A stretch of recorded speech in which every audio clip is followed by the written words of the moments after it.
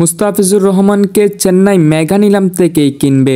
দর্শক, মুস্তাফিজকে নিয়ে কি বললেন MS ধোনি। 2025 IPL দল বাছাইয়ের মাধ্যমে খেলোয়াড় নির্বাচন শেষ, যেখানে চেন্নাই দলে জায়গা পায়নি মুস্তাফিজকে না নেওয়ার প্রধান কারণ হলো মেগা নিলাম।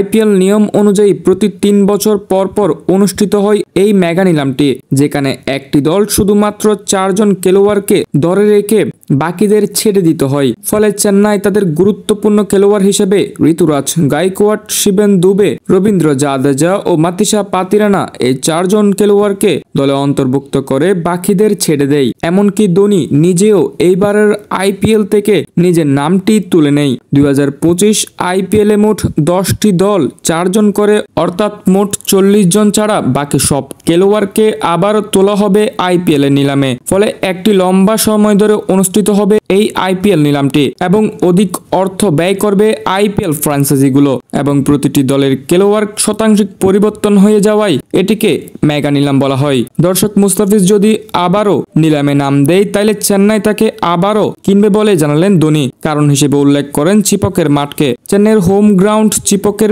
স্লো পিচে সবসময় মুস্তাফিজ জ্বলে ওঠে, যেটা 2024 IPL এ দেখা গিয়েছিল মুস্তাফিজের মধ্যে। এই মাঠটিতে 2025 IPL এ মোট 7টি ম্যাচ অনুষ্ঠিত হবে চেন্নাই টিমের। ফলে এই বিশেষ 7টি ম্যাচগুলোর জন্য চেন্নাই আবারও নিলাম থেকে ডাক দিবে ফিজকে।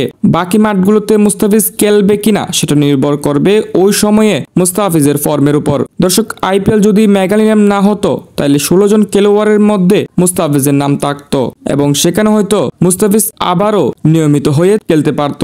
কিন্তু মেগা নিলাম হওয়ায় মুস্তাফিজকে বাধ্য হয়ে ছেড়ে দিতে হয় চেন্নাই কর্তৃপক্ষকে। এখন শুধু BCB কে মেগা নিলামের জন্য NOC দিতে হবে, পরেরটা চেন্নাই কর্তৃপক্ষ বুঝে নিবে।